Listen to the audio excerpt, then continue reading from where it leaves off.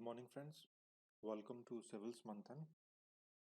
In today's editorial analysis, we'll discuss one article from The Hindu and two articles from Indian Express from the Explained section. So let's start the discussion. So the first article is about India-Australia relations, and this article is written by Amitabh Mato. He is the chair of Australia-India Leadership Dialogue, and this article is about anchoring ties with Canberra, the virtual way. Canberra is the capital of Australia. So the virtual way, it means a bilateral summit is going to happen between Australia and India, and this summit will be by video conferencing. So it will be virtual summit. So इसी के बारे में ये discussion है कि अपने PM Modi साहब और Scott Morrison prime minister of Australia they will take part in a virtual summit, and this virtual summit will be held on the June 4th, right? Then it talks about that this virtual summit, these are uh, for India, for our Prime Minister, it's not new in this year. We have already taken part in South Asia, in the virtual summit of South Asia, in the SAARC virtual summit. तो यहाँ पर prime minister ने South Asian countries को एक साथ लाने की बात की थी, and they made the efforts to fight this कोविड-19 पैंडेमिक. फिर G20 में भी वर्चुअल समिट के थ्रू पार्टिसिपेट किया गया. तो बिकॉज आजकल कोविड-19 की सिचुएशन में मैक्सिमम जो समिट्स हो रही हैं वो वर्चुअल समिट्स हो रही हैं. सो अभी तक ये मल्टीलेटरल समिट्स थी, हमारी रीजनल समिट्स थी. अभी ये फर्स्ट बायलेटरल समिट है जो कि हम वर्चुअली कंडक्ट करेंगे, and this is between India and Australia. तो अभी क्या इश्यूज क्या रहेंगे, क्या क्या किन बातों पे क्या कंसर्न हो सकते हैं. एक तो यहाँ पर ये बात कर रहे हैं कि जो चाइना का जो पॉलिसी रही है अभी रिगार्डिंग द WHO के अंदर भी we have seen lot of dominance of China regarding that. So कहीं ना कहीं कंसर्न ये दोनों कंट्रीज के लिए है, ऑस्ट्रेलिया के लिए भी और इंडिया के लिए भी. इसके अलावा जो इंडो पैसिफिक रीजन है, इंडो पैसिफिक रीजन में दोनों के इंटरेस्ट है, of Australia and India both. और दोनों के इंटरेस्ट जो है कहीं ना कहीं they have somewhat threat from Chinese expansion. China बहुत एग्रेसिवली एक्सपेंड कर रहा है in Indian and Pacific ocean both. तो दोनों के लिए कंसर्न है. So both countries they want collectively to so that Chinese expansion को कहीं ना कहीं कंटेन किया जाए, इतना इस तरीके से आगे ना बढ़े कि इट हैम्पर्स. बिकॉज इंडिया के लिए India always wants that any of the region that remains is governed by the rule based. And इसी के रिगार्डिंग क्वाड एक एग्रीमेंट, क्वाड एक अपना क्वाड्रिलेटरल है between America, Japan, Indian, Australia. इन चारों कंट्रीज के बीच में एक कोलेबोरेशन है, और ये कोलेबोरेशन कहीं ना कहीं अमेरिका और ये इसको दिखाते हैं, शो करते हैं कि, और basically one of the purpose है to somehow contain China, Chinese expansion in Asian Pacific region. इसके अलावा इंडिया और ऑस्ट्रेलिया के बीच एक एग्रीमेंट साइन होने की एक्सपेक्टेशन है. This agreement is mutual logistic support agreement. So एक ये लॉजिस्टिक सपोर्ट को एनहांस करेगा दोनों कंट्रीज की, and this will help in the defence cooperation. So जो भी लार्ज स्केल इसके अलावा ज्वाइंट मिलिट्री एक्सरसाइजेज हैं उनको भी इजीली कंडक्ट करने में this will help. So logistic support, mutual logistic support agreement is expected to be signed. So ये आपको ध्यान में रखना है, one of the major development that is going on between India and Australia. एक last year India और Australia ने exercise conduct की थी, OSINDEX नाम ही है. AUS for India Australia, IN for India, D for defence, defence exercise. Apart from this अभी Australia को जो परमानेंट इंक्लूजन में मालाबार एक्सरसाइज एक मल्टीलेटरल एक्सरसाइज है इंक्लूडिंग जापान वगैरह, तो उसमें भी डेवलपमेंट्स के लिए बात कर रहे हैं. There are further developments on the annual including Australia's permanent inclusion. इसमें परमानेंट इंक्लूजन के लिए ये आगे इनके बारे में बातें चल रही हैं. फिर एक और इम्पोर्टेंट है 2+2 फॉर्मेट. एक हमने 2+2 पढ़ा है पहले भी कई बार देखा है कि between India and United States of America. So वो 2+2 है. सो कंफ्यूज नहीं करना है, 2+2 केवल इंडिया अमेरिका के बीच में नहीं है, वो इंडिया और अमेरिका के बीच में 2+2 एट द मिनिस्ट्रियल लेवल है, फॉरेन एंड डिफेंस मिनिस्टर दोनों आपस में मिलकर बैठ के बात करते हैं डायरेक्टली। बट यहाँ पर 2+2 फॉर्मेट इंडियन ऑस्ट्रेलिया का वो सेक्रेटरी लेवल पे है। तो इसी 2+2 फॉर्मेट को ये कह रहे हैं कि सेक्रेटरी लेवल से फॉरेन एंड मिनिस्ट्रियल लेवल पे इसको लाने की बात कर रहे हैं कि फॉरेन एंड डिफेंस मिनिस्टर्स मिलके बात करें और इस आपस में डिस्कशन करें। ठीक है, सो ये कुछ चीज़ें जो कि एक्सपेक्टेड हैं, और we wants to further enhance our cooperation with Australia. अब पेंडेमिक कंट्रोल लेसन्स, इसमें ऑस्ट्रेलिया ने काफ़ी अच्छे से परफॉर्म किया है, अभी काफ़ी ठीक से मैनेज किया है इन सिचुएशंस को।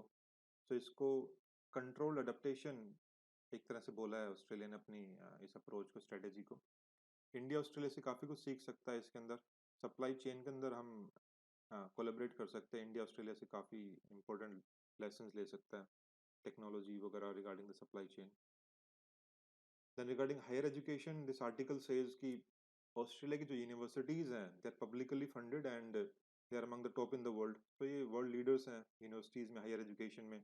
तो इंडिया ऑस्ट्रेलिया से यहाँ पर भी हम सीख सकते हैं, we can learn from Australia here as well. And Indian democracy की रोबस्टनेस और डाइवर्सिटी और एज ए फेडरेशन के एक्सपीरियंस को जो Australia can learn from India in this वे।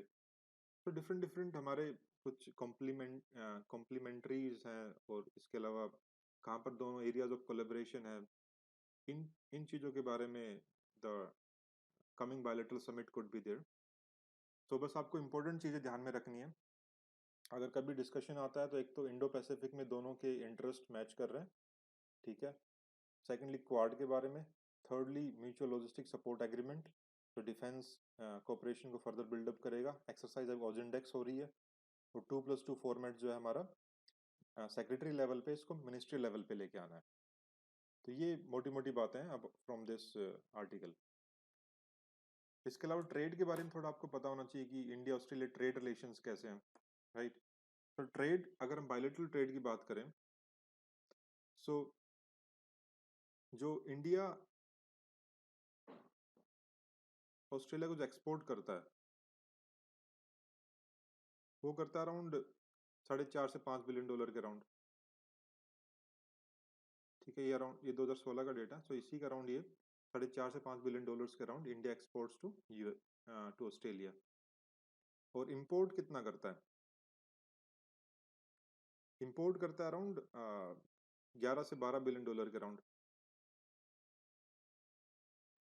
ठीक है, सब देख पा रहे हैं कि India imports much more, around 3 times, 2.5 से 3 गुना जो है इंपोर्ट करता है इंडिया ऑस्ट्रेलिया से उसके एक्सपोर्ट्स के मुकाबले जो है। सो इंडिया के जो इंपोर्ट्स है वो बेसिकली वो मेजर जो है मोटर व्हीकल्स हैं, ठीक है। इसके अलावा मशीनरीज हैं, कुछ जेम्स एंड ज्वेलरी आइटम्स हैं, रिफाइंड पेट्रोलियम है। ये मेजर आपके इंपोर्ट आइटम्स हैं, सॉरी एक्सपोर्ट आइटम्स हैं। और जो जो मेजर इंपोर्ट्स हैं इंडिया के ऑस्ट्रेलिया से, वो कोल है। आपको पता हो कोकिंग कोल जो हम ऑस्ट्रेलिया से इंपोर्ट करते हैं, राइट। इसके अलावा कॉपर, वूल, फर्टिलाइजर, डेयरी प्रोडक्ट्स वगैरह भी हम ऑस्ट्रेलिया से इंपोर्ट करते हैं। ये काफ़ी कुछ चीज़ें हैं जो कि हमारी इंपोर्ट्स की बास्केट है। सो ये जो ट्रेड डेफिसिट है इसको भी फिलअप करने के, इसको भी ब्रिज करने के लिए इंडिया एफर्ट्स कर रहा है। So that further needs to be taken care of. इसके अलावा कॉम्प्रिहेंसिव इकोनॉमिक कोऑपरेशन एग्रीमेंट वगैरह, इसके ऊपर भी CECA, इसके ऊपर भी काम चल रहा है। That's all about India Australia relations. Coming to the next article, this is about the recent GDP data that has been released by Ministry of Statistics and Program Implementation. तो उस डेटा से हमें क्या समझ में आ रहा है और क्या उसके implications है, क्या अंडरस्टैंडिंग बन रही है, वो हम डिस्कस करेंगे। So how to read slowing growth, ये एक इंडियन एक्सप्रेस का एक्सप्लेन सेक्शन का आर्टिकल है। तो न्यूली रिलीज प्रोविजनल एस्टिमेट है अभी, जीडीपी ग्रोथ रेट को इन्होंने एट लोवेस्ट लेवल बताया अभी तक का जो है। तो क्या इसके पेंडेमिक, कोविड पेंडेमिक में कितना वल्नरेबल हमारा कंट्री है in the economic terms and all, that we will discuss. तो यहाँ पर ये बात करें, Ministry of Statistics and Programme Implementation ने ये डेटा रिलीज किया। और इसमें इस मिनिस्ट्री में कौन सी ऑर्गेनाइजेशन रिलीज करती है? एक एनएसओ है, नेशनल स्टैटिस्टिकल ऑफिस। पहले CSO और NSSO, national sample survey office, ये होते थे। अब इन दोनों को मर्ज करके 2019 में इसको क्या बना दिया, अभी एक ही ऑर्गेनाइजेशन है, NSO, नेशनल स्टैटिस्टिकल ऑफिस। तो NSO जो है ये डेटा रिलीज करता है under Ministry of Statistics and Programme Implementation. तो ये बताया कि फाइनेंशियल ईयर 20 के अंदर इंडियन इकोनॉमी ग्रू बाई 4.2%।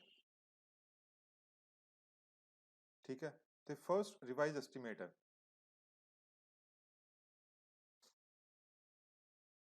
तो इंडियन इकोनॉमी ग्रू बाई 4.2% 2019-20। तो इस टेबल में हम देखते हैं यहाँ पर 2019-20 के अंदर अपना कंट्री कितना ग्रो किया, 4.2%। तो ये बहुत ही कम ग्रोथ रेट अगर आप देखते हैं। इनिशियली हमने एस्टिमेट कितना किया था, 8.5% के राउंड। उसके बाद रिवाइज्ड एस्टिमेट आए, फिर हमने 5%, फिर सेकंड एडवांस एस्टिमेट ने 5% के राउंड इसको प्रेडिक्ट किया था। अभी लेटेस्ट जो एस्टिमेट आया है उसमें इसको बताया गया है 4.2%। ऑलराइट, फिर अभी बात कर रहे हैं नॉमिनल जीडीपी और इसके बारे में। ये बता रहे हैं कि नॉमिनल जीडीपी और रियल जीडीपी दोनों के बारे में, कि रियल जीडीपी फॉल की, ये डेटा हमारा रियल जीडीपी का है, राइट। तो इसी तरह से नॉमिनल जीडीपी भी ने भी प्लमेट किया है, वो भी फॉल हुई है। डिफरेंस क्या है नॉमिनल और रियल जीडीपी का? Nominal GDP we calculate at the current prices. किस पे कैलकुलेट करते हैं nominal GDP? At current prices. It means जो प्राइस राइज होता है due to inflation, that also become part of the GDP. लेकिन उससे एक्चुअल इकोनॉमिक सिचुएशन का हमें आइडिया नहीं लग पाता है, because that rise in the value could be because of the inflation, लेकिन उससे प्रोडक्शन एक्टिविटी तो इंक्रीज नहीं हुई ना। सो एक्चुअल पिक्चर का हमें रियल जीडीपी से पता लगता है। सो रियल जीडीपी हम कैलकुलेट करते हैं एट द बेस प्राइस और कांस्टेंट प्राइस। तो अभी फिलहाल कौन सा बेस ईयर है, 2011-12? 2011-12, 2004-5 था पहले, अभी 11-12 बेस ईयर पे हम इसको निकाल रहे हैं। इसके बाद बेसिक्स अगर आपको डिस्कस करना है, देखना है, समझना है इकोनॉमी का regarding this GDP and all कैसे निकालते हैं, ये आप हमारी इकोनॉमी का एक क्रैश कोर्स स्टार्ट किया है, you can go through the videos there as well. तो ये बता रहे कि इन nominal GDP and real GDP दोनों फॉल किया है, और इसके बाद होगा क्या क्या इसके इम्प्लीकेशंस होने वाले हैं। तो first implication it discuss that तो नॉमिनल जीडीपी ग्रोथ रेट है, it is base of all physical calculation. जो भी हम फिजिकल कैलकुलेशन करते हैं, नॉमिनल जीडीपी उसका बेस बनता है। तो उस वजह से बाकी सारी कैलकुलेशंस हमारी गड़बड़ा जाती हैं। जो भी हमने एस्टिमेट किया होता है कि हम कितना रेवेन्यू रेज करेंगे, ठीक है, और जो रेवेन्यू रेज होगा तो हम कहाँ पे एक्सपेंडिचर करेंगे, वो सारी एजम्पशंस फेल हो जाती है। ऑलराइट, अब इस वजह से जो भी गवर्नमेंट का रेवेन्यू भी कम जनरेट होगा, और वो फिर हम खर्चा जो करेंगे डिफरेंट सेक्टर्स में वो भी चेंज हो जाएगा। सो ये सारी कैलकुलेशंस आपकी, सारे एस्टिमेट्स आपके फेल हो जाते हैं यहाँ पर। सेकेंडली जो इसका एक इम्प्लीकेशन है, that is a dent on the government physical marksmanship. Government की जो फिजिकल मार्क्समैनशिप है, इस पे एक डेंट है। इस पे कहीं ना कहीं इसको वल्नरेबल बनाता है, बिकॉज एक गवर्नमेंट का मेन फंक्शन, एक काम क्या है कि हमारी जो फिजिकल पॉलिसी प्रूडेंट होनी चाहिए, फिजिकल डेफिसिट को कम करना है। ठीक है, ये एक मेजर फंक्शन रहता है when ever government decides it's physical policy. तो अब इसके बाद क्या होगा, इससे पॉलिसी मेकिंग इनएक्यूरेट बनने लगती है, राइट। बिकॉज कोई भी हम पॉलिसी बनाते हैं वो अपने इन्हीं फिगर्स के बेस के ऊपर बनाते हैं। अगर हमारे डेटा जो है वो फिजिकल मार्क्समैनशिप हमारी मेंटेन नहीं रह पाती, फिजिकल डेफिसिट जो है गिरता है, बार बार जीडीपी ग्रोथ रेट फ्लक्चुएट करती है, डेटा चेंज होता है, तो इससे इन सब चीज़ों को प्रॉब्लम होती है। तो इकोनॉमी स्लो डाउन हो रही है sharply on account of decline in demand. ये देखा हमने लास्ट ईयर भी से चल रहा है। तो इसके बाद जो हम कॉर्पोरेट टैक्स बहुत ज़्यादा डिक्लाइन कर रहे हैं, उससे भी बहुत ज़्यादा इफेक्टिव नहीं टूल हो पाएगा ये। फिर प्राइवेट इन्वेस्टमेंट भी गिरी है। प्राइवेट इन्वेस्टमेंट जो है 2019-20 में 3% का फॉल हुआ है, जबकि 18-19 में 9% का इंक्रीज हुआ था। तो ये भी एक प्रॉब्लमेटिक बात है, because both investment and savings both are declining. इसके बाद ये बता रहे हैं कि फ्रीक्वेंट क्वार्टरली रिविजन्स, हर एक क्वार्टर में अलग अलग डेटा आ रहा है, एस्टिमेट्स आ रहे हैं। तो फ्रीक्वेंट रिविजन्स और अलग अलग चेंजेस हो रहे हैं, तो उससे ट्रस्ट कम होता है इन्वेस्टर्स का वाइल इन्वेस्टिंग।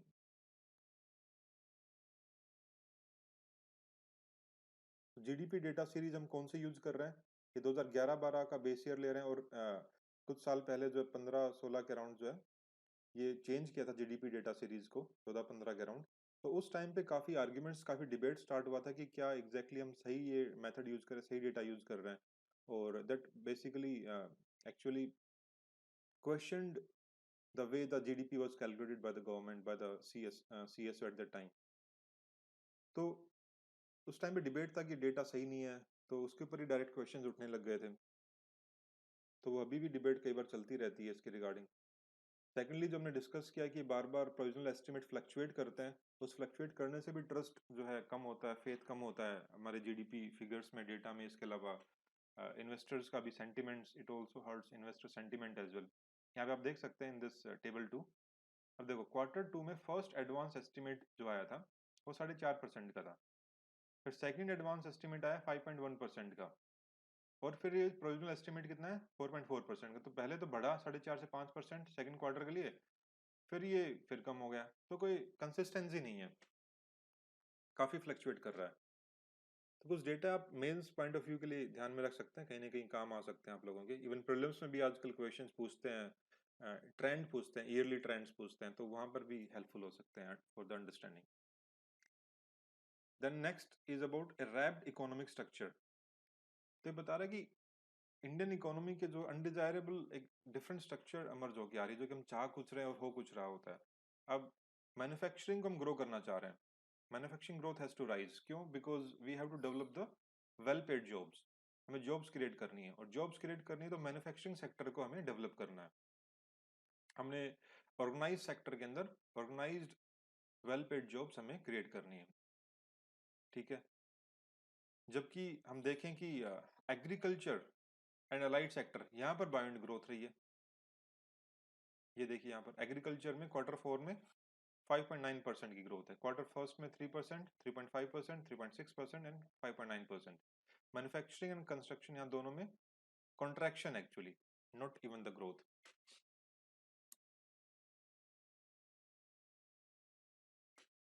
तो ये मोटा मोटा हमारा थोड़ी अंडरस्टैंडिंग बनाने के लिए कि कैसे ये जो लेटेस्ट जो डेटा रिलीज हुआ है उसके रिगार्डिंग क्या चल रहा है।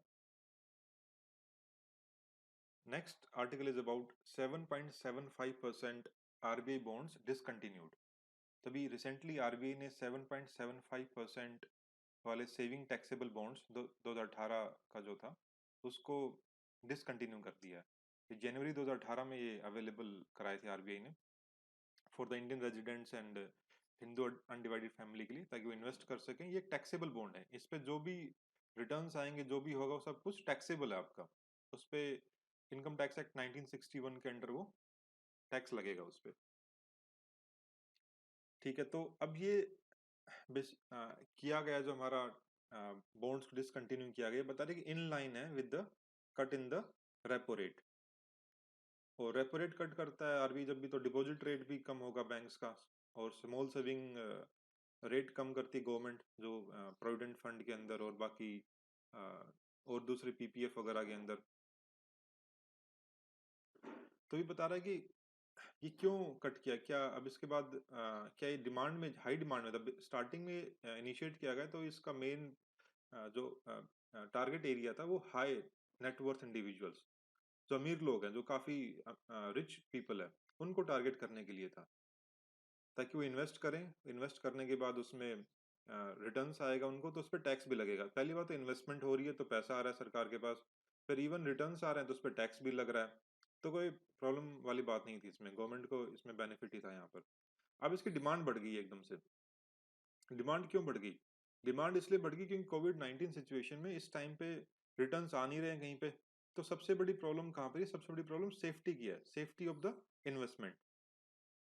जो सो मेजर इस टाइम कंसर्न क्या है इन्वेस्टर्स का, कि भाई उनकी जो प्रिंसिपल अमाउंट है कैपिटल, एटलीस्ट वो सेफ रहे, रिटर्न्स चाहे थोड़े कम हो। तो डिमांड एकदम से बढ़ गई इस दौरान जो है। So interest income on it would be taxable.